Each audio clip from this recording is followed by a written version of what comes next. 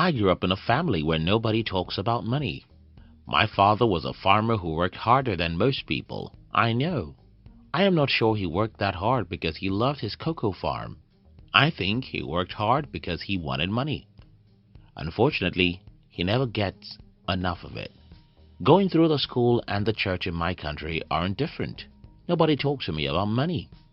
So there I was at age 17 going through a major emotional crisis of my life. I was wondering, why are most people poor?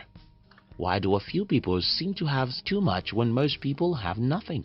I couldn't discuss this with anyone in my family, school or church because they were all poor. So I turned to books. I read and read as if my life depended on it. That was about 16 years ago, and today when I look back, nothing has changed, except that I have changed. Though today I have more money than most people, the situation of the world is still the same. A few people make too much money while most people always struggle for money.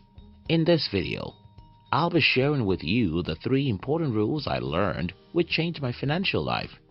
If you're new here, consider subscribing so that you won't miss other interesting videos like this. Don't sell time. It's too scarce. Growing up, I wanted to be an accountant. I was so crazy about the dream of becoming an accountant that nobody could be a better student than I was in accounting class. However, when I started reading books about money and I discovered that as an accountant, I would have to sell my time for money all my life, I left school. Listen, we all have only 24 hours in a day. If you think that is a lot, consider that only 1/3 of those hours are productive hours. We all have very limited energy, and that means we can't work all day. But let's assume that you're a Superman and you can work 20 hours every day. Well, working 20 hours every day won't still make you rich. I've spoken about this a few times and I want to repeat myself here. Until you can work 1,000 hours in a day, you can never become rich. Show me any human being who has more than enough money and I will show you that none of them sell their time because an individual's time is too limited. So, what can you sell instead? Well, sell the scalable value. Sell value that could be sold without your full-time effort. This is not as difficult as it sounds. I tell you. The problem we have, however, is that most people are not trained to sell value or anything for that matter. All my life I've been on the street trying to sell, and I can tell you that selling is not as difficult as most people think. Now, let me give you a simple formula that can change your life completely. Focus on other people, their needs and problems. Focus on the world, our needs and problems. One interviewer once asked Elon Musk something like, "Why are you a billionaire when you claim you want to save the world?" Meaning, if you truly love to save the world, why are you so rich doing it? This line of thinking is like, if you want to help other people, then you shouldn't be wealthy doing it. Or the rich are greedy and that's why they make a lot of money. As a student of money, you must not believe that. The opposite is the truth. The rich are rich because they are generous. The rich are rich because they are selfless, and I'll give you a simple personal example here. In the year 2013, I wrote a book. To confess to you, I didn't know what I was doing.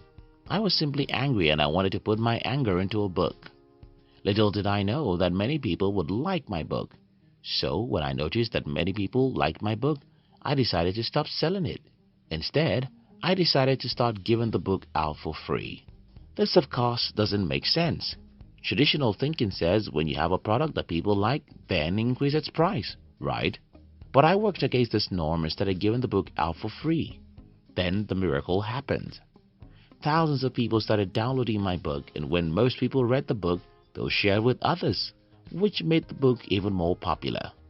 And before I knew it, people started registering much more for my other training programs, invited me for speaking engagements and meetings with other important people, and I started making 10 times more money giving my book away than selling it. Don't sell time, sell value. To create value, pay attention to other people's needs, love people, and be willing to solve their problem. Be generous, and you'll get more in return. Use other people's brains, time, and energy, or yours won't be used. After the last point, someone would ask me, but it still takes time to create and sell value.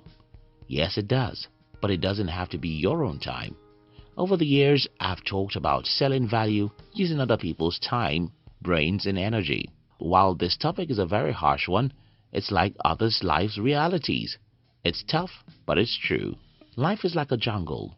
You cannot afford to be the weakest animal because if you do, you're gone. Think about a soccer game. There's an opposing team and one of them has to win. If you don't win, you'll be won. Think about the battlefield. If you don't kill your enemy, he'll kill you. Yeah, some of the above analogies are too harsh, but you get the picture. There are two groups of people in the world: people who buy other people's time and people who sell their time. You know who's rich out of the two groups. The first rule of money is don't sell your time, sell value. I've shared with you how to create value. So, how do you sell or even create value without selling your time? That leads us to the second rule, which is use other people's time, brains, and energy. How do you do this? Learn how to cooperate, partner, and ask other people questions. Second, learn how to employ people and build a team. You need some money to achieve the second step, but you don't need money to start with the first step. Even when I had no money, I still used other people's brains, time, and energy. I learned a lot about human relationships and negotiation. I made friends with quality people, helped them with whatever they needed that I could offer, and asked them for partnership or to help me out in a way I needed. Some of these people rejected me, while some accepted my proposal. I did this for many years until I started making reasonable money. Today, I am at the second step. Because I have some money, I no longer have to wait too long to get people to be a part of my team. Don't kid yourself. The game of money is like football. You need a team. You can't win the game of soccer alone. You must learn how to steal other people's brains. You must learn how to cooperate and form a partnership. And as time goes on, you must learn how to employ and delegate.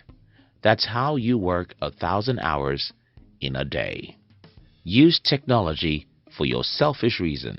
I've told you earlier that the rich are not selfish, but now I'm telling you to use technologies for your selfish reason. Here's the thing. Every successful business in any generation leverages on technology. Today, when you hear technology, your mind goes to the computer and artificial intelligence. Well, those are some of the technologies we have in our generation, but you must not forget that every generation has new technologies. It took technological advancement for our ancestors to discover that they could plant crops. It took technological advancements for them to discover that they could create clothes. It was a technology that helped our ancestors to know that they could build houses, create electricity, use horses for transportation, eat on a plate, ride on a stone, create soap, or fly in the sky. Some of these things may look unimportant today, but it was a big deal when they were invented, and the work of smart people in any of those generations. And ours is to use those technologies for their advantage. The problem with this is that only a few people in any generation ever use technology to make money. Others simply love to consume those technologies. A good example in my personal life was at a time when my company was spending as much as $3,000 every month on Facebook ads, and I still met people who think they'd never give Facebook any money. Well, if you use Facebook, YouTube, or any other website out there, you either get paid or pay. That's why I advocate selfishness here. Look around you and see numerous technologies all around. Are you taking advantage of any one of them? Does your business have a website? Mine does, and we make money through them. Does your business use social media? Do you make money when sleeping? Because you use a few technologies to make sales for you. At the end of the day, what separates people who are poor from those who are rich is the ability of the rich to sell value instead of time. Use other people's time, brain, and energy, and leverage heavily on the technologies.